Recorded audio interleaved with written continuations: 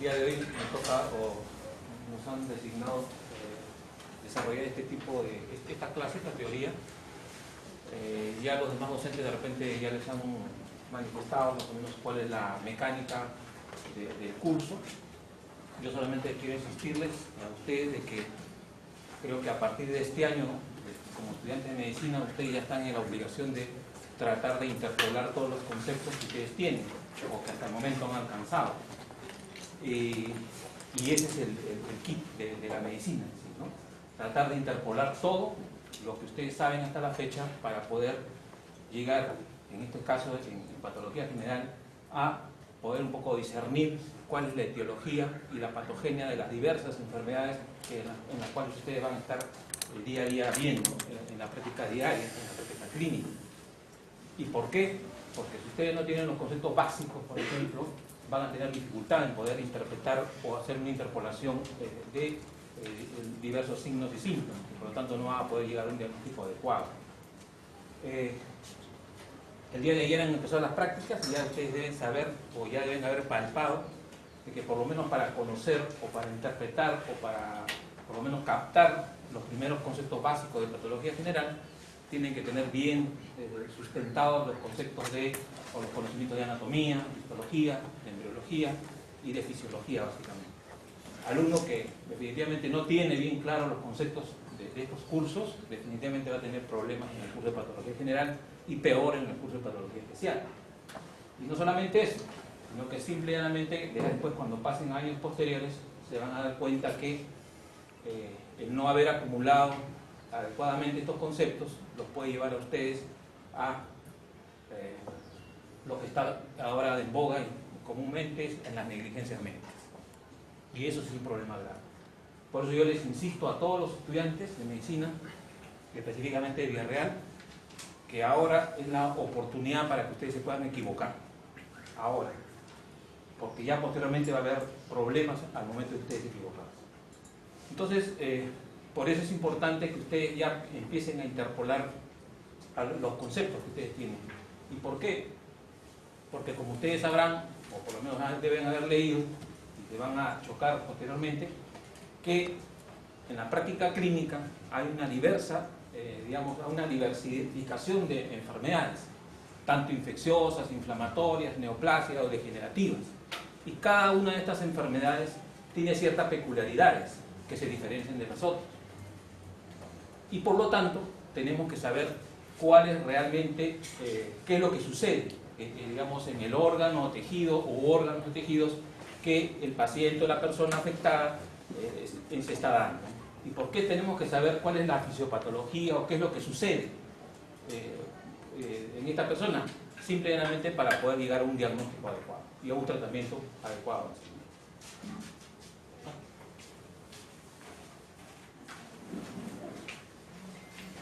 Entonces, bajo esas perspectivas, ya ustedes saben de que toda enfermedad puede ser infecciosa, inflamatoria, degenerativa, parte de un principio.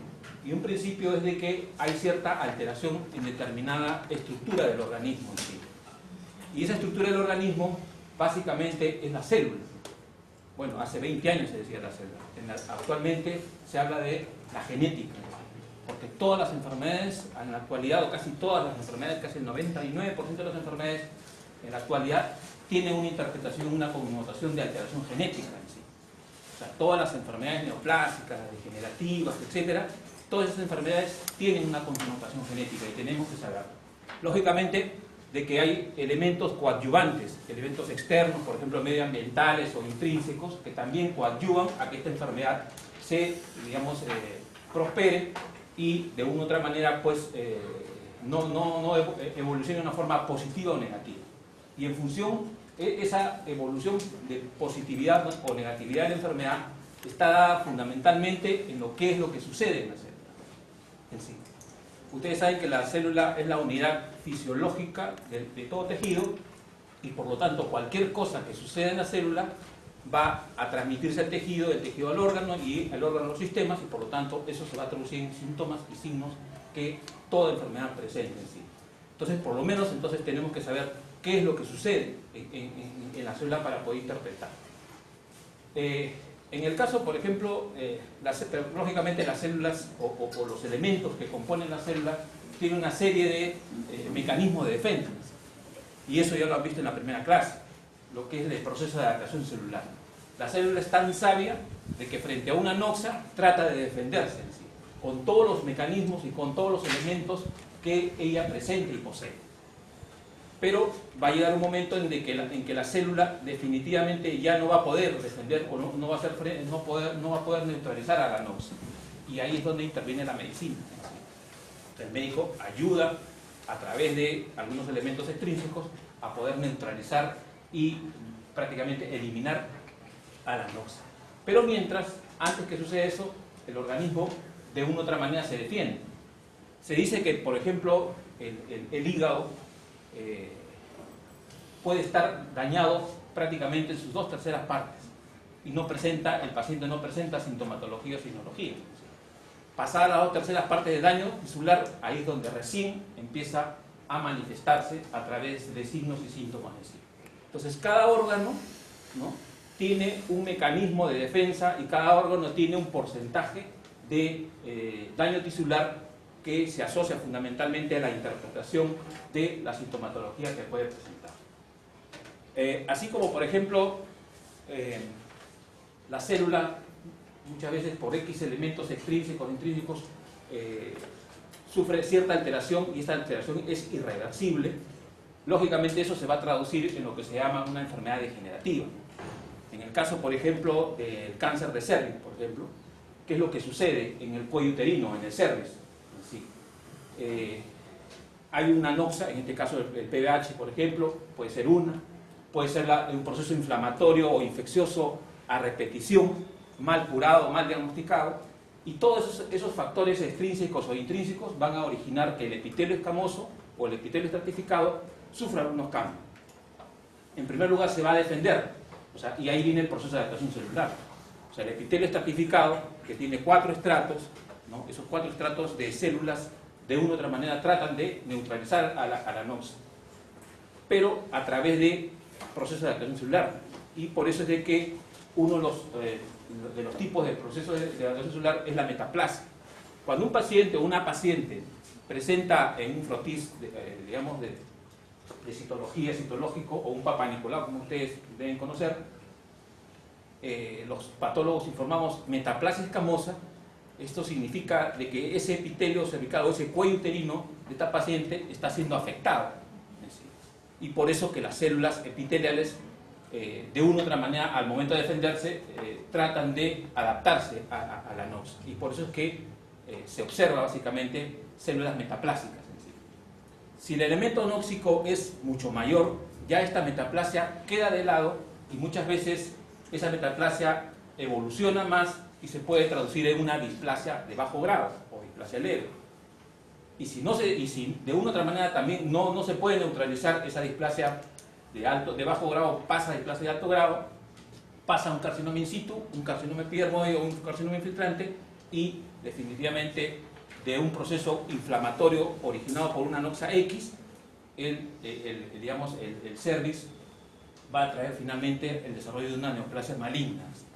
Entonces, así como es la célula del epitelio escamoso, del epitelio cervical, sufre ese tipo de cambios, hay otro tipo de enfermedades que se traducen básicamente en lo que se denominan acumulaciones intracelulares.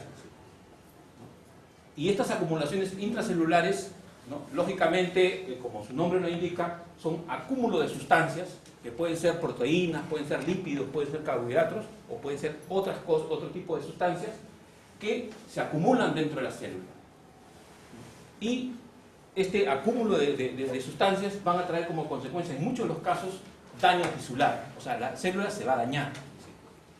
O, en otros casos, la célula no se va a dañar, pero va a convivir con estos elementos, estas acumulaciones intracelulares. Es decir, dependiendo del tipo de sustancia que se acumulan dentro de la célula, se van a presentar una serie de enfermedades que de una u otra manera tienen una connotación clínica y patológica en sí. En ese caso, en ese sentido, por eso es de que cuando hablamos de enfermedades o acumulaciones intracelulares, nos referimos fundamentalmente a aquellas enfermedades que se tipifican básicamente por la presencia de una sustancia X. Que esta sustancia puede ser, digamos, en muchos de los casos, elaborada por el mismo organismo o por la misma célula, o en muchos de los casos puede ser una sustancia exógena que viene de afuera hacia adentro, ¿sí? Entonces, dependiendo del tipo de sustancia que se acumula, podemos tipificar diversas enfermedades, ¿no? Sí. Y hay otro tipo de, digamos, de enfermedades, o entre comillas, alteraciones histológicas que están asociadas básicamente a la presencia de un pigmento, ¿sí? Entonces, cuando hablamos de acumulaciones intracelulares referidos a las enfermedades, ¿no?, comunes que vamos a poder observar, nos referimos básicamente al tipo de sustancia y al elemento etiopatogénico que produce este tipo de alteraciones. Por eso, en conclusión, las digamos, enfermedades asociadas básicamente a las acumulaciones intracelulares se dividen en tres grandes grupos. Aquellas enfermedades, aquellas acumulaciones que están asociadas a los lípidos, que están asociadas a las proteínas, o que están asociadas a los carbohidratos, o que están asociadas a algún elemento, algún pigmento básicamente que puede ser producido por el organismo, o que puede ser, digamos, adquirido extrínsecamente. ¿Cuál es la patogenia básicamente de este tipo de acumulaciones intracelulares? Básicamente, uno, que puede ser que el mismo organismo produce digamos, esta sustancia, que la produce básicamente el organismo, uno, y que la produce pero muchas veces en exceso. Ese es el primer mecanismo patogénico que está asociado fundamentalmente a este tipo de enfermedades. El segundo mecanismo correspondería a una sustancia anómala, exógena, o sea que no la produce el organismo, sino que viene del exterior, y que el organismo o la célula básicamente tiene la dificultad en metabolizar. O sea, esta célula no cuenta con las enzimas adecuadas para poder metabolizar a esta sustancia exógena, y por lo tanto la acumula intracitoplasmáticamente. Y el tercer mecanismo patogénico, que puede ser que esta célula va a adquirir a través de una célula específica, en estos casos los macrófagos, va a fagocitar un elemento, digamos un pigmento, y esto se va a traducir en una determinada enfermedad. Este pigmento lógicamente puede ser un pigmento elaborado por el mismo organismo, o puede ser un pigmento exógeno. En el caso, por ejemplo, de los tatuajes, es digamos el ejemplo clásico de estas, digamos, inclusiones intracelulares, ¿no?, asociadas a pigmentos exógenos. ¿Sí? En el primer mecanismo patogénico, en la cual pues la célula produce la sustancia, en este caso, por ejemplo, el hígado, vamos a poner un ejemplo, el hígado, ¿no?, puede acumular, digamos, lípido o grasa. Entonces, pero muchas veces lo acumula, y lógicamente la célula puede neutralizar esta acumulación. Pero en muchos de los casos, por ejemplo los hepatocitos, no tienen el mecanismo, están alterados y no tienen el mecanismo adecuado para poder metabolizar, digamos, esta acumulación de lípidos. Y por lo tanto, esa dificultad del hepatocito para poder metabolizar se traduce en lo que se denomina esteatosis hepática, o lo que se denomina degeneración grasa, ¿no?, básicamente. Entonces, eso tiene una traducción clínica y de laboratorio, y también tiene una traducción patológica en sí, que se traduce básicamente por que el hígado, fundamentalmente desde un punto de vista macroscópico, cambia de color, cambia de tamaño, cambia de consistencia, y también tiene cierta alteración en la superficie. Entonces, para poder yo estar frente a un hígado, ¿no?, que de una u otra manera tiene cierta alteración por acumulación de lípidos en sí, yo tengo que saber realmente cuál es el color normal de un hígado, cuánto pesa normalmente un hígado, cuáles son las dimensiones de un hígado, cuál es la superficie y cuál es el tipo de consistencia que tiene un hígado.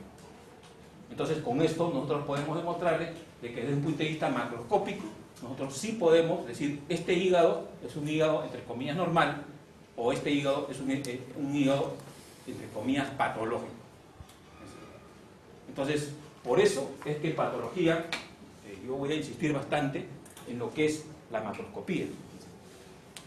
¿Por qué? Porque, como les comentaba ayer a los alumnos de mi mesa, es necesario, ustedes leen la guía de práctica, casi no dice nada, y eso hay que cambiarlo.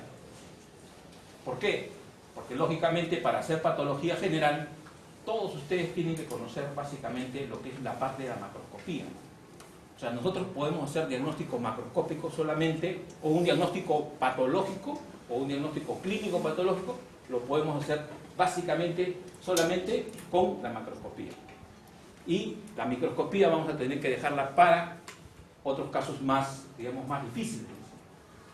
Nos ha habido en varias oportunidades, he visto médicos generales e inclusive especialistas de que no saben diferenciar, por ejemplo, un leiomioma, un teratoma quístico maduro, no saben diferenciar. ¿Y por qué? Porque lógicamente la macroscopía es importante. Yo, para poder decir este es un hígado cirrótico, tengo que saber realmente cuáles son los 4 criterios macroscópicos que están asociados básicamente a un hígado normal para poder decir este es un hígado patológico. Cuando ustedes vayan a hacer serum, a provincia, ustedes ahí no van a contar con patólogo, con laboratorio, ni nada por el estilo. Entonces, si ustedes no aprovechan ahora en este curso para poder leer y cada, digamos, lámina que ustedes vean en la práctica, ustedes tienen que saber la macroscopía. Por ejemplo, ayer la primera lámina fue degeneración hialina. Entonces, para yo saber qué es una degeneración hialina, yo tengo que saber en qué órgano se produce. Y si en qué órgano se produce, tengo que saber las dimensiones de determinado órgano. Por ejemplo, el ovario. Cuánto mide un ovario normal, de qué color, cuál es la consistencia, cuál es la superficie. Al momento de cortarlo, macroscópicamente puedo yo ver eso. Y eso sí lo han visto en anatomía, lo que bueno, todos han llevado anatomía. Para ver metamorfosis grasa, igual también. O sea, lo que ustedes vean en la lámina tiene una traducción macroscópica. ¿Sí? Igual en ateroma, ateromatosis, igual, tiene una traducción macroscópica.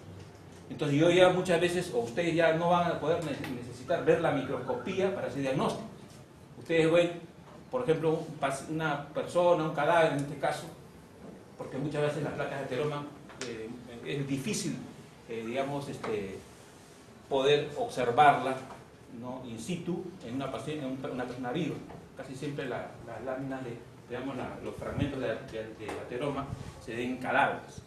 Entonces, bajo esa perspectiva, pero ustedes tienen que saber más o menos la macroscopía. Ustedes ven una pared interna de la arteria aorta, en la cual pues hay una especie de elevación, ¿no?, de sobreelevación de la capa íntima. Los bordes son bien irregulares, el color es bien medio amarillento y la consistencia es indurada. Entonces yo con toda facilidad puedo decir, esta es una placa de ateroma. Hacen un corte, lo ven al microscopio y ven todo lo que dice en la guía, lo van a poder ver aquí. Entonces yo, macroscópicamente, sí puedo hacer un diagnóstico. Con esteatosis hepática, igual. Melanoma maligno, también, ¿no? Porque ayer han visto también melanoma maligno. También, macroscópicamente es importante. Digan, oye doctor, pero es un poco difícil. No, no es difícil.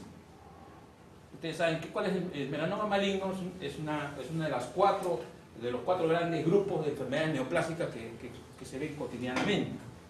¿Y cuál es la característica? Eso lo dicen hasta por televisión. Aquella manchita de una persona de tez blanca que está expuesta al sol, que una manchita en la piel y que comienza a crecer, ojo, tengan cuidado porque es melanoma. O sea, hasta el de la televisión sabe eso. Ustedes con mucho más razón tienen que saber eso. ¿Y cuál es la diferencia entre ustedes y el que trabaja en televisión? Que ustedes tienen que saber la fisiopatología de eso. Yo siempre recuerdo cuando yo estaba siendo internado en el 2 de mayo, bueno, no tan hace años, más o menos, de que estábamos siendo internados, estábamos de guardia y el señor de la puerta, el vigilante, viene y me dice, doctor, me dice, en la puerta del hospital hay un paciente con tuberculosis. O sea, ya el vigilante lo diagnosticó y sí, realmente era un paciente con tuberculosis. Entonces un poco como me dejó pensando.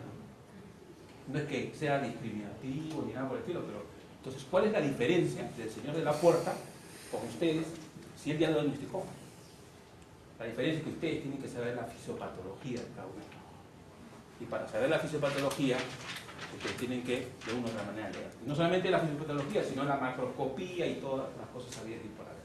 Entonces, esa es la diferencia. Entonces, por eso que ustedes tienen que, de una u otra manera, pues, estudiar, profundizar y no dedicarse solamente a la guía, porque en la guía, repito, no dice nada, vamos a modificarla así. Pero, digamos, la tarea de ustedes es, pues, leer por lo menos 2 o 3 libros de patología. Ustedes dirán, no, patología no, pues, fármaco es más importante. Después se van a dar cuenta cuál es cuál. Entonces, lógicamente, a lo que voy fundamentalmente es de que, de una u otra manera, estas enfermedades, ¿no?, asociadas a lo que se denominan acumulaciones intracelulares tienen una traducción macroscópica. Y eso es lo que tenemos que, de una u otra manera, nosotros poder fijar claramente. En el caso de las enfermedades o patologías asociadas fundamentalmente a lo que es acumulación de grasa, ya habíamos dicho que la patogenia básicamente puede darse por un mecanismo. Uno, que la grasa que produce el organismo sea acumulada en forma normal, entre comillas, y tiene una traducción, o que la célula encargada del metabolismo de la grasa no tenga la capacidad suficiente o puede estar dañada para poder metabolizar adecuadamente la grasa y la acumula. Entonces, esa incapacidad para poder metabolizar del hepatocito los lípidos, lo que trae como consecuencia es de que el hígado cambie de color del rojo vinoso a un gris amarillento, de que cambie la consistencia del hígado es una consistencia remitente, en el hígado con, digamos, degeneración grasa es un poco blando, que el tamaño del hígado se incremente en forma significativa y que la superficie del hígado, de una u otra manera, puede, en algún momento, cuando hay mucha acumulación de lípidos o grasa, puede ser un poco rugosa en sí. Pero esto tiene una traducción microscópica, que ya ustedes la han visto ayer. ¿Qué es lo que pasa cuando hay una acumulación de lípido, digamos, en los hepatocitos? Lo primero, que hay una alteración de la célula hepática. Esta alteración de la célula hepática se traduce como por una especie de dilatación de la célula, lo que se denomina nosotros degeneración balonante. O sea, hay un hepatocito, los hepatocitos se generan básicamente y se traduce en una serie de alteraciones en el parénquima hepático, en donde ustedes van a ver hepatocitos dilatados, o sea, degenerados, ¿no?, y con una característica fundamental, de que el núcleo del hepatocito opta la forma de media luna y se va para un costado. Entonces, este es un ejemplo clásico de lo que son las enfermedades o alteraciones de las células asociadas a acumulaciones intracelulares con, digamos, el componente de tejido graso o lípido. Entonces, la esteatosis hepática o la degeneración grasa del hígado es un ejemplo clásico de lo que son las acumulaciones intracelulares asociadas a lípidos. No solamente en el hígado puede suceder este tipo de degeneración grasa, también en otros órganos como por ejemplo el corazón, el riñón y el tejido muscular. El mecanismo fisiopatológico es casi el mismo, es parecido.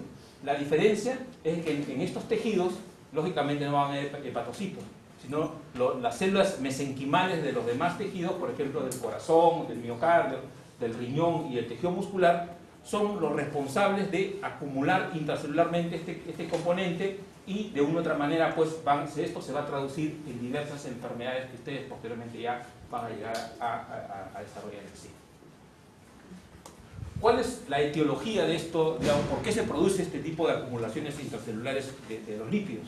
Uno, serán casi siempre en pacientes, en personas que han acumulado toxinas en sí. En segundo lugar, y el más frecuente, el más común, es en alcohólicos, ¿no?, entre comillas, en personas que ingieren bastante alcohol, en pacientes con malnutrición, o en pacientes con enfermedades de tipo diabetes mellitus, la obesidad, o muchas veces enfermedades como la anorexia. Entonces, en este tipo de personas es bien probable que de una u otra manera se suceda este tipo de afectaciones, de acumulaciones de lípidos intracelulares que se traducen, como ustedes ya verán, macroscópicamente, desde el punto de vista fisiopatológico tiene una fisiopatología, desde un punto de vista patogénico tiene su patogenia. Esto se traduce básicamente de signos y síntomas que finalmente pues están asociados básicamente a las enfermedades que hemos señalado así.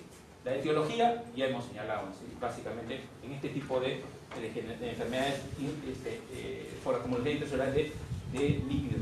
La siguiente. Bueno, esto es lo que yo les decía, son hepatocitos dilatados en la cual acumulan grasa, ¿no? En algunos de los casos, acá no se ven tan claramente, pero en algunos que sí hay la hepatitis con degeneración balonante, pero con el núcleo un poco tirado con costado. La siguiente. Bueno, este es el mecanismo fisiopatológico que cómo se produce la acumulación de los lípidos o triglicéridos intracelularmente en el hepatocito, ¿no? Eso lo más o menos es un resumen de lo que hemos hablado ahorita, ¿no? Las etiologías, pacientes diabéticos, pacientes que consumen alcohol, pacientes asociados a hipoxia, a toxinas y desnutrición. El mismo mecanismo fisiopatológico que termina básicamente en la acumulación de triglicéridos o lípidos intracelularmente. La siguiente. Macroscópicamente es esto. Este es un hígado con esteatosis hepática. Miren, son micronódulos llenos de grasa. El color ha cambiado. Ustedes pasan las manos, superficie rugosa y desde el punto de vista de tamaño ha aumentado. La siguiente. Este es también, bueno, esto ya es un hígado básicamente con esteatosis y acá sí se pueden ver más o menos algunos núcleos tirados para un costado, ¿no? Esa es una característica microscópica de lo que se denomina esteatosis hepática o degeneración grasa. La siguiente. En el caso del riñón es algo parecido también, ¿no? El color cambia, el tamaño cambia y si nosotros hacemos un corte digamos, de la zona córtico-medular, vamos a poder observar que las células mesenquimatosas van a estar acumuladas con lípidos, ¿no? La siguiente. En el caso de, este es un fragmento de pared de aorta, ¿no? Lo que hemos señalado básicamente es de que, ¿qué es lo que sucede? La capa íntima y capa media está alterada básicamente, la macroscopía ustedes pueden observar claramente en sí, ¿no? Que esto es, entre comillas, la capa íntima, entre comillas, conservada, cuando ya se forman las placas de ateroma por acúmulo de lípidos básicamente, y ya cuando las placas de ateroma prácticamente han copado y no solamente han dañado la capa íntima y parte de la media, sino prácticamente copan y dañan la adventicia. Esto se traduce fundamentalmente muchas veces por ruptura de la pared aorta, lógicamente hay sangrado masivo, un shock hipovolémico y el paciente fallece. Entonces, esa es una de las consecuencias de digamos, el acúmulo de lípidos, en este caso, que se traducen en placas de ateroma. La siguiente. Microscópicamente, afectación de la capa íntima y parte de la media. Entonces, de la capa media, ustedes saben, hay presencia de cristales de colesterol. En la zona prácticamente del límite vamos a encontrar los macrófagos, que en estos casos se denominan lipófagos, que de una u otra manera pues, son los soldados que tratan de defender al tejido pues, de la pared de aorta, tratan de defender por la presencia del daño o el acúmulo de los lípidos en esta zona, ¿no? Y la parte de la capa adventicia. Entonces tiene su traducción macroscópica y su traducción microscópica. La siguiente. En el caso de las enfermedades o alteraciones de las células por acúmulo de proteínas, si bien es cierto son menos frecuentes que las de lípidos, pero podemos un poco de una u otra manera pues evidenciarlas definitivamente, ¿no? Son menos frecuentes, son de tipo estructural, básicamente. ¿Por qué? Porque están asociadas básicamente a la síntesis de determinadas proteínas, ¿no? Propias de la célula, o muchas veces estas proteínas no son de la célula, sino son elementos extrínsecos que vienen de afuera y que de una u otra manera la célula no está preparada para poder metabolizar estas proteínas. A esta pueden acumularse básicamente proteínas estructurales que no son relevantes y no estructurales. El acúmulo de este tipo de proteínas degeneradas son lo que se denomina la degeneración hialina. Ustedes han podido observar el día de ayer lo que es degeneración hialina. La degeneración hialina no es más que el mecanismo en el cual pues, el epitelio de los folículos, ¿no? Digamos, que se desarrollan en el ovario, finalmente terminan en lo que es la desdiferenciación de este tipo de proteínas. Por eso la degeneración hialina se traduce básicamente, tiene tres elementos característicos. Uno, que es acelular, no hay células.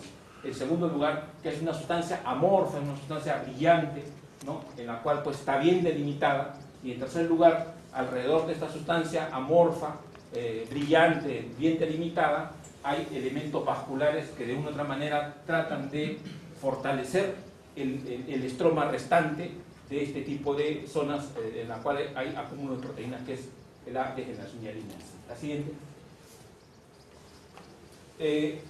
Hay otro tipo de, enfermedades asociadas básicamente al acúmulo de proteínas intracelulares en sí, y que estas de una u otra manera pues tienen una traducción. En el caso, por ejemplo, de la fiebre amarilla, básicamente la hepatitis aguda, nosotros podemos observar desde el punto de vista microscópico que hay elementos, proteínas que son, fagocitadas por macrófagos que de una u otra manera pues tienen una traducción microscópica. Y esa traducción microscópica se conoce como los cuerpos de Coulson. La presencia de este acúmulo de proteínas intracelulares en hepatocitos apoptóticos son los denominados cuerpos de Coulson. Y es un criterio microscópico para poder pensar cuando uno tiene una biopsia o un tejido, para poder pensar en que este paciente es portador de una hepatitis de tipo aguda o de fiebre amarilla. Entonces, es un criterio microscópico que nos permite a nosotros hacer diagnóstico de este tipo de enfermedades. En el caso, por ejemplo, de las proteínas no eliminadas o acumuladas en células plasmáticas y que de una u otra manera están asociadas a procesos inflamatorios crónicos y muchas veces degenerativos, son los que están asociados básicamente a los denominados cuerpos de Roussel.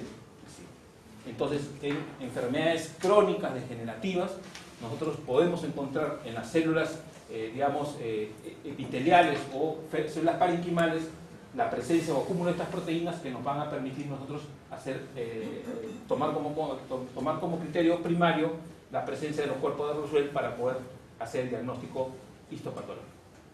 Y en el caso del déficit congénito de la alfa-1 antitripsina, ¿no? Básicamente también nos permite a nosotros la identificación o la tipificación de este tipo de proteína intracitoplasmáticamente en el hepatocito, hacer el diagnóstico asociado básicamente a lo que se denomina una cirrosis hepática o una pancreatitis o en el caso del pulmón, un enfisema pulmonar. Entonces, ¿para qué nos sirve la identificación de este tipo de células parenquimales o epiteliales, ¿no? Asociadas básicamente al acúmulo de proteínas intracelulares? Nos permite básicamente tener como criterio uno de los criterios primarios para poder hacer el diagnóstico en sí.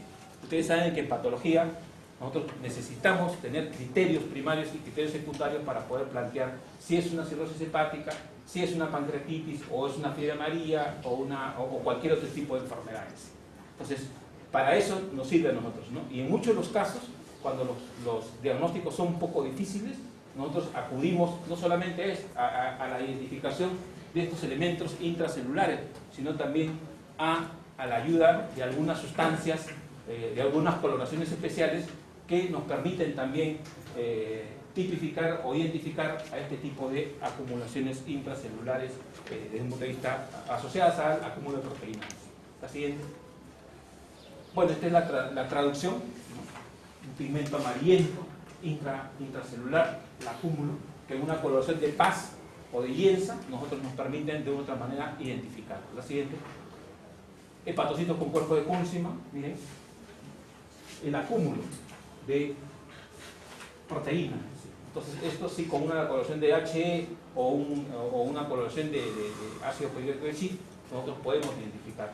La presencia en una biopsia hepática de los cuerpos de Coulson nos permite a nosotros hacer el diagnóstico que hemos planteado. La siguiente. En los cuerpos de Mayoret, otro igual también, presencia de acúmulo de proteína, ¿no? Intracitoplasmáticamente. La siguiente. En el caso, por ejemplo, del ácido periódico de Schiff, ¿no? Observen básicamente que hay un defecto congénito así, del metabolismo, caracterizado básicamente por el acúmulo de sustancias rojas tenida por la técnica, ¿no?, de coloración de ácido periódico de Schiff. Esto asociado al déficit del metabolismo enzimático de la alfa-1 antitripsina, ¿no?, en células hepáticas. Entonces también nos permite hacer el diagnóstico histopatológico de este tipo de enfermedad. Así es. En el caso de este material medio verdoso, globuloso, que se observa básicamente en el hígado, y no solamente en los hepatocitos, ¿no? Sino muchas veces puede ser intracelularmente o extracelularmente. O sea, el acúmulo digamos, del pigmento biliar puede ser de dos maneras en un hígado, intracelularmente o extracelularmente. En ambos casos, nosotros cuando observamos el pigmento biliar acumulado o no metabolizado en el hepatocito o fuera del hepatocito, estamos hablando de lo que se denomina una colestasis hepatocelular o colestasis hepatocelular intracelular o extracelular en sí. Entonces va a depender, porque el mecanismo fisiopatológico de una colestasis intracelular o extracelular son diferentes. Y la implicancia médica también es diferente. Una cosa es que la bilis se acumule intracelularmente y otra cosa es que la bilis esté presente extracelularmente. La primera está asociada fundamentalmente a un daño de la célula propiamente dicha. En cambio, en la segunda, el daño está asociado no solamente a la célula, sino a todo el sistema porta en sí, donde intervienen vasos, intervienen conductos, etcétera, etcétera. Entonces, cuando nosotros, desde un punto de vista microscópico, observamos pigmento biliar intracelular, bueno, ya pensamos en una entidad nosológica. O cuando vemos extracelularmente, pensamos en otra entidad nosológica en sí. Entonces, la importancia de poder tipificar esto es llegar a un diagnóstico básicamente final, ¿no? De qué es lo que está pasando en el paciente. Bueno, esto de acá, en el caso de otro tipo de acumulación de pigmento, por ejemplo la hemosiderina, ¿sí? Ustedes saben de que la hemosiderina está asociada fundamentalmente a un proceso del mal metabolismo de lo que es digamos, la hemoglobina, ¿sí? Hay por qué razón, diversas enfermedades, por ejemplo en anemias o por ejemplo en leucemias, ¿qué es lo que pasa? Hay una afectación de las células madre, como le llaman, ¿no? Y dentro de las afectaciones de las células madre, uno de los elementos que se alteran son los glóbulos rojos o los hematíes. Estos hematíes se degradan o no tienen la capacidad como para poder neutralizar, y al momento de degradarse, ¿qué es lo que sueltan? Sueltan hierro. Y este hierro puede ser acumulado en determinado órgano o tejido y ser traducido de esta manera, ¿no? La presencia del grupo N, la presencia del hierro. Entonces, dependiendo de la presencia en determinado tejido u órgano del hierro, nosotros vamos a poder plantear la posibilidad de que se trate de determinada entidad nosológica en sí. La siguiente.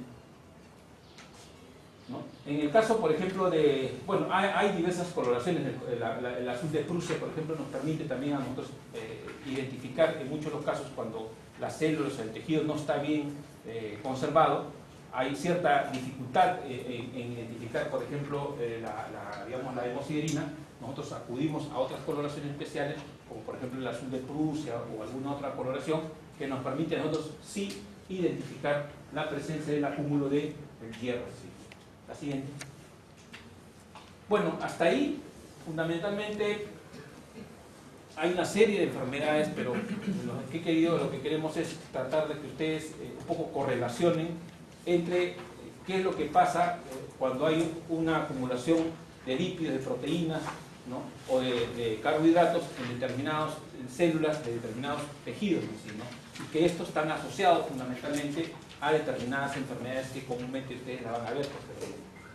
Pero hay un cuarto, digamos, elemento que también es importante conocerlo, es la acumulación de pigmentos. Y cuando hablamos de acumulación de pigmentos, nos referimos básicamente a aquellas sustancias que de una u otra manera pueden ser elementos como parte, pueden constituir como parte de un elemento de la célula propiamente dicha, o pueden ser pigmentos exógenos, o sea, que vienen de afuera de la célula.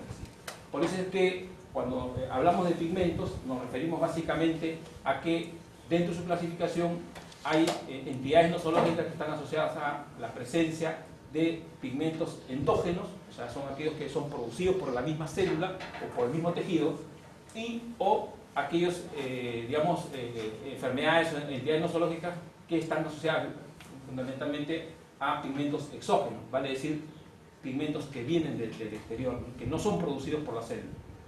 O en muchos de los casos pueden ser producidos pero mal metabolizados. La siguiente. Bueno, ya esto lo conocen en sí, ¿no?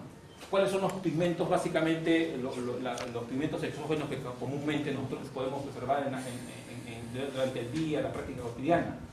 El carbón, por ejemplo, aquellas personas que trabajan en minas o inclusive nosotros mismos. Yo les aseguro que el 100% de acá tiene algún porcentaje de carbón en el pulmón, básicamente. Y no porque sean grandes fumadores, sino por el mismo medio ambiente. Yo tuve la grata sorpresa, sino yo diría la ingrata sorpresa, de que hace años cuando en el Cusco hubo una intoxicación masiva, ustedes todavía no habían nacido de repente, y se murieron 32 chiquitos de un pueblito del Cusco, ¿no? Eso fue en la época de Fujimori. Había una comunidad pequeña del Cusco que habían 32 chiquitos, sí, habían 33, ¿no? Pero se murieron 32. Tomaron desayuno y había una sola profesora y dejó una chiquita de 8 años para que le ayude, y esta chiquita en eso de Foncodes, lo que le dan unos ayunos, en esa época era Foncodes, ahora no sé cómo se llama, que el gobierno les da desayuno a los chiquitos, ¿no? a los pueblos, en esa época les dieron, pero también les repartían lo que se denomina órganos fosforados, para que sus chacritas, su cultivo pueda ser hecho para los insectos, etc. Y por casualidad, parece que como en provincia pues no botan nada, las bolsitas de este órgano fosforado las guardaban. Y la chiquita, por la señora, bueno, la esposa del director del colegio, pero había un solo profesor, la dejó a la chiquita y en lugar de azúcar, chapó esa bolsita y le echó pues a la leche. Entonces le repartieron a todos y los más chiquitos cuando tomaron sintieron esto y lo botaron. Los más chiquititos sí se lo tomaron todos. Entonces, y fallecieron todos. Fallecieron. Entonces fue un escándalo del gobierno, etcétera, etcétera, y designaron un grupo de profesionales para que vayan. Yo tuve la ingrata sorpresa de ir para hacer las necrosis, etcétera, etcétera, ¿no? Con un grupo del Ministerio Público. Fue el Ministerio de Salud, todo esto, toda una serie de un show, ¿no? Pero lo que voy es de que de los 32 chiquitos que hicimos la necropsia, ¿no? Que eran entre 3 añitos y 7 añitos, los 32 tenían pigmento antracótico en los pulmones. Los 32 chiquitos de 3 años, 4 años, ¿no? Lo primero que preguntan, pero bueno, si la antracosis, el pigmento antracótico, que lógicamente es un pigmento exógeno por el carbón, que los macrófagos del pulmón lo fagocitan, ¿no? Y ustedes cuando ven a la microscopía, cuando ven a su lámina de pulmón, van a ver ahí un pigmento, macrófagos que han fagocitado pigmento antracótico, ¿no? El antrax, ¿sí, no? Entonces, ¿por qué los chiquitos de 3, 4 añitos que no fumaban, etcétera, que vivían lejos, porque por ahí no habían carros, no había ómnibus, no había nada, por qué tenían un porcentaje significativo? Yo diría ni siquiera el 1%, tendrían, de todo el pulmón tendrían un 5 o 8%, de todo el parénquima pulmonar tenían pigmento antracótico, o sea, carbón en los pulmones. ¿Por qué? Porque simplemente, pues, los chiquitos ahí, bueno, las señoras tienen sus casitas chiquitas, ahí usan leña, preparan todo y todo está en leña. Entonces la leña, eso es lo que ellos inhalan, ¿no? Y por eso es que se traduce en todos los 32 chiquitos encontramos pigmento antracótico en los pulmones. Entonces vean que es importante, ¿no? Es importante, conocer macroscópicamente e identificar microscópicamente este tipo de enfermedades, entre comillas, asociadas a la presencia de pigmentos exógenos en las células parenquimales o macrófagos o cualquier tipo de células que están vinculadas directamente al órgano afectado. En el caso del sílice o de la silicosis, también está asociado fundamentalmente a la presencia de este elemento. Fundamentalmente, esto se da en personas que trabajan en minas, en los mineros podemos encontrar. El hierro también, y las veces también. En el Callao generalmente, pues, y el plomo. En el Callao casi siempre por la contaminación de los camiones, etcétera, etcétera, la población del Callao casi tienen cerca del 5 o 8% tienen plomo en los pulmones. Entonces, cuán importante es para poder nosotros un poco hacer el diagnóstico etiológico y el diagnóstico clínico en sí, poder no solamente conocer la fisiopatología, sino también conocer la epidemiología de la población o de la persona que de una u otra manera pues presente este tipo de enfermedades. La siguiente. Entonces los pigmentos pueden ser exógenos, básicamente uno de los ejemplos clásicos es la antracosis, ¿no?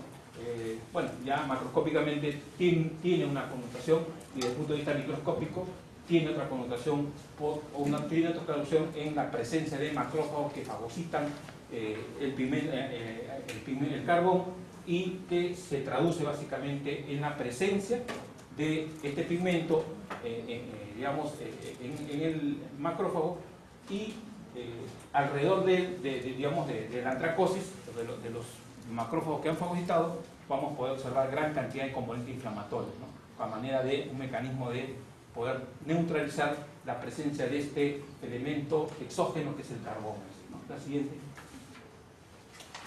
Bueno, esta es la etiopatogenia, rápida nomás, la inhalación a través de la vía respiratoria. Quienes son afectados son los alveolos, la luz alveolar, alrededor los macrófagos salen a la palestra para poder neutralizar a este elemento exógeno y una vez que los macrófagos fagocitan esto, se produce la reacción inflamatoria básicamente, ¿no? En muchos de los casos podemos observar hiperplasia de los folículos linfoides también. La siguiente.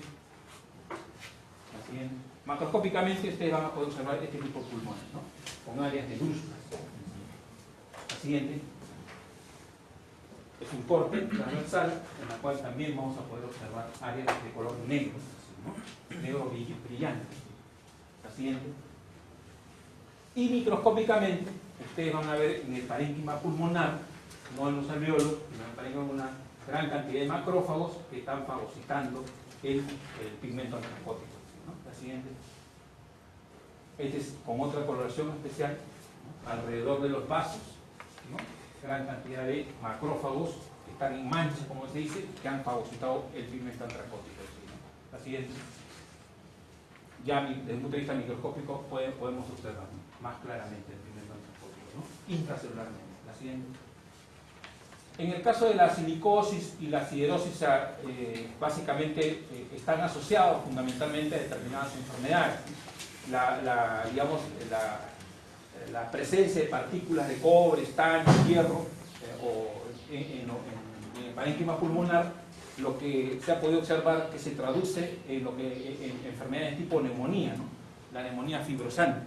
Y esta neumonía fibrosante es una enfermedad patoneumónica, es una enfermedad casi común que la presentan todas las personas que trabajan en minas durante una determinada cantidad de años. O aquellas personas, a los vidrieros, por ejemplo, también se ha podido observar que hay un porcentaje significativo de personas que trabajan con vidrio, también en algún momento hacen neumonía fibrosante asociada a la silicosis. Y en el caso de la siderosis, también la presencia de fierro, ¿no? Se puede de una u otra manera pues, estar asociada. Por ejemplo, pacientes con anemia marcada, ¿no? Por X razón, muchas veces se les inyecta endovenoso, hierro. ¿Sí? Entonces, ¿qué es lo que sucede? Muchas veces las células sanguíneas no tienen la capacidad suficiente como para poder metabolizar al hierro que lo están poniendo endovenosamente. Entonces, como no tienen una capacidad suficiente para metabolizar, lo acumulan. Y el acúmulo de hierro, ¿no?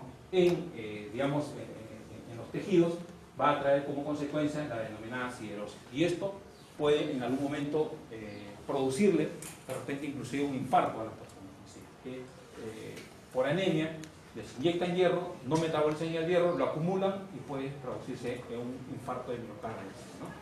La siguiente. La silicosis, básicamente esto es un poco para que puedan observar el acúmulo, ¿no? O sea, como una especie de tejido muscular, ¿sí? Hay acúmulo de digamos, células con presencia de este pigmento, ¿no? La siguiente. Tiene también una coloración especial, es una coloración de paz, que nosotros podemos, con la coloración de paz, tipificar bien la presencia de este elemento, de este pigmento, ¿no? La siguiente. En el caso de la asbestosis y el plumbismo o saturnismo, la presencia de plomo, ustedes ya saben que básicamente los órganos más afectados en el caso del plomo son el pulmón, en segundo lugar el sistema nervioso central y en tercer lugar los riñones. En quienes de una u otra manera pueden desarrollar este tipo de enfermedades, aquellos que están, digamos, asociados a la presencia en las grandes fábricas de pintura, de gases, son aquellas que están más predispuestos a desarrollar este tipo de enfermedades, ¿no? O aquellas personas que consumen agua contaminada con estos elementos que preparan la pintura. ¿Por qué en el Callao se produce eso? Porque ustedes verán por el Callao básicamente hay gran cantidad de fábricas de pintura y estas personas parece que bueno, digamos, esos residuos lo botan al mar, ¿no? O inclusive ¿no? Y las personas de una u otra manera pueden estar expuestas básicamente a digamos, la ingesta del agua contaminada, no de mar, sino muchas veces pues ahí ingieren, y es por eso que pueden producir el saturnismo o la presencia o acúmulo de plomo intersolar. La siguiente. En el caso de la asbestosis tiene su traducción macroscópica como especie de áreas como nódulos, es decir, bien delimitados, ¿no? La siguiente. Y tiene su traducción microscópica, ¿no? La siguiente, en el parénquima, el estroma básicamente. En el caso de la neumoconiosis, que también está asociada básicamente a la presencia de un pigmento, ¿no? Es importante identificarlo, ¿no? ¿Por qué? Porque muchas veces la neumoconiosis es una enfermedad asociada, digamos, a la presencia de elementos químicos y al tiempo de exposición, ¿no? La siguiente. Bueno, y hay otras enfermedades, ¿no? Como los santomas, básicamente, ¿no? Que son básicamente el acúmulo de un pigmento, en este caso de cristales de colesterol o carotenos, ¿no? Que tiene su connotación macroscópica y microscópica, ¿no? Se pueden observar células gigantes, multinucleadas, con presencia de cristales, ¿no? La siguiente. Bueno, es el mecanismo etiopatogénico que cómo se produce. La siguiente. La siguiente. Bueno, y esto es un resumen básicamente para que ustedes vean el tipo de pigmentos exógenos y asociado a la acumulación de estos elementos. La siguiente. Bueno, en el caso de las infiltraciones, eso es lo que llamamos muchas veces este tipo de infiltraciones que se hacen, se pueden observar que tienen una traducción extracelular, ¿no? En algún metabolismo, ¿no? La célula fundamentalmente lo que hace es utilizar en forma inadecuada el metabolismo, no puede degradar la sustancia, introducir al organismo y por lo tanto esto se traduce como una infiltración. La siguiente. Estas infiltraciones fundamentalmente muchas veces se asocian a la amiloidosis en sí, ¿no? Pero es como un ejemplo fundamentalmente porque la amiloidosis, ustedes saben que es una enfermedad un poco inmunológica que está asociada fundamentalmente al acúmulo del amiloide y que el amiloide tiene cierta predilección por la adhesión a la pared de los vasos. ¿Sí? Por eso es que cuando hablamos de una amiloidosis renal, lo que vamos a poder observar es la presencia del amiloide en el aparato extraglomerular o en la pared de los vasos del parénquima renal. ¿Qué es lo que utilizamos para poder identificar el amiloide? Porque muchas veces la amiloidosis renal, en el caso de que sea de riñón, puede confundirse con una glomerulonephritis de tipo lúpico. En ambos ustedes van a poder observar acumulan de una sustancia hialina en el aparato extraglomerular.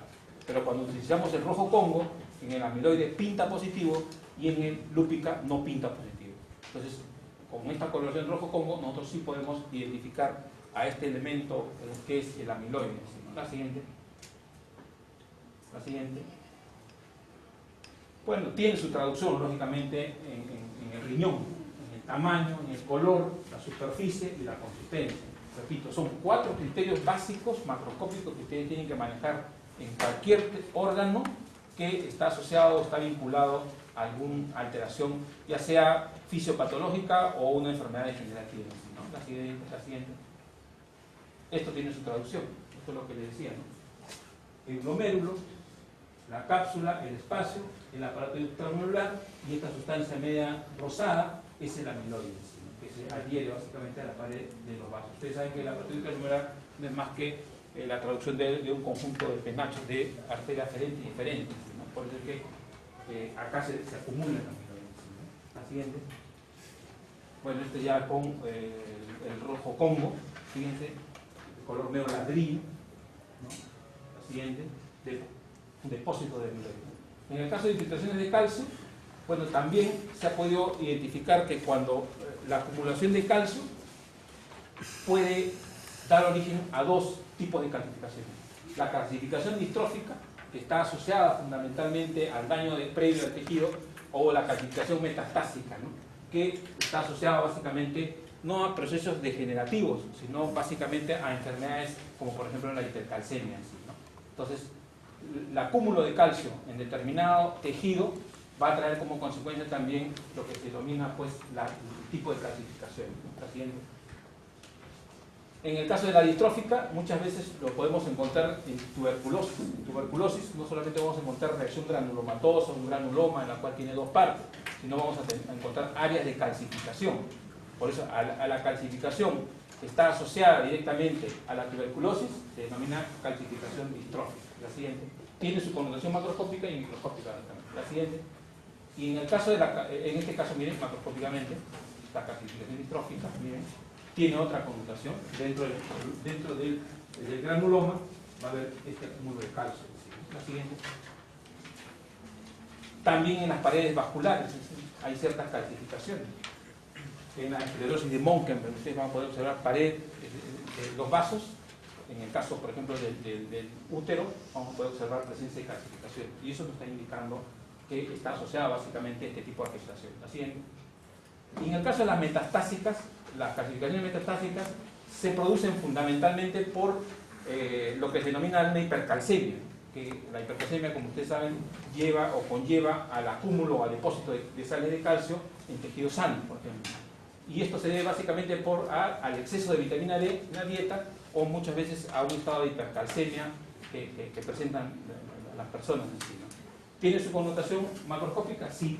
¿En quiénes se da? Casi siempre se da en riñón, en pulmón, en mucosa gástrica, ¿no? Y en algunas arterias, como por ejemplo lo que se denominaba la esclerosis de Monkenberg, ¿no? Tiene su connotación macroscópica y microscópicamente vamos a poder observar zonas homogéneas de calcio de color azul intenso, ¿no? La siguiente. En el caso de la hemosiderina, que también es otro ejemplo de digamos, acumulación intracelular que se da en el vaso básicamente por el mecanismo que hemos señalado, la siguiente, podemos observar que hay acúmulo de hierro, ¿no? Y en el caso de la bilirrubina, por ejemplo, también no solamente se da en el hígado, sino hay aquellos pacientes que desarrollan, por ejemplo, un hepatocarcinoma o una cirrosis hepática. Estos pacientes, la bilis prácticamente se acumula o básicamente va por todo el organismo, y hay órganos blancos que de una u otra manera acumulan, y los órganos blancos, aparte del hígado, es el riñón y el cerebro. Son tres órganos vitales de que cuando hay un proceso de mal metabolismo de la bilirrubina, por X razón, puede ser por una enfermedad degenerativa o puede ser por una enfermedad pues, de otro tipo, ¿no? Las células parenquimales de estos tres órganos, riñón, hígado y cerebro, son las que de una u otra manera tienen esa capacidad para poder un poco digerir este pigmento, y finalmente se traduce desde el punto de vista microscópico en la presencia de este pigmento biliar en las células de estos órganos, ¿no? La siguiente. Bueno, este es el ejemplo que hemos visto de antracosis. La siguiente. La presencia en hígado. La siguiente. La acidosis en vaso. La siguiente. La hemosiderina en hígado. La siguiente. Bueno, esto también lo hemos visto ya macroscópicamente. La siguiente. La repito básicamente. La hemosiderina. La siguiente. Bueno, la siguiente, la última. Bueno, y esto, básicamente, en el caso de la melanina, por ejemplo, no solamente podemos encontrarlo en las células de la piel, sino muchas veces cuando hay metástasis, lo podemos encontrar en ganglios linfáticos. Y esa es la traducción de, digamos, la presencia de este pigmento en ganglios linfáticos. La siguiente. Y en el músculo también, en los espacios intersticiales de las células, digamos, de las fibras musculares lisas, podemos encontrar la presencia de este pigmento, que se traduce lógicamente en una disminución de la, digamos, de la motilidad, ¿no? El paciente presenta ciertas parestesias, cansancio, etcétera, etcétera. Tiene su traducción clínica, que también tiene su traducción microscópica. La siguiente. La siguiente. La siguiente. La siguiente. Bien. Lo que quería, como verán, el tema es amplio. El tema es amplio, pero lo importante es que ustedes por lo menos tengan un concepto claro de que hay entidades nosológicas, enfermedades degenerativas o no degenerativas, que están asociadas fundamentalmente a una serie de elementos, tanto por acumulación intracelular, tanto como proteínas, enzimas, lípidos y también de pigmentos. Entonces hay una diversidad de enfermedades, repito, que están asociadas fundamentalmente a este tipo de afectaciones, yo diría metabólicas. Bien, en el transcurso creo del curso vamos a poder un poco observar otro tipo de enfermedades que vamos a tratar de interpolarlas con el. Bien, pues es todo. Gracias.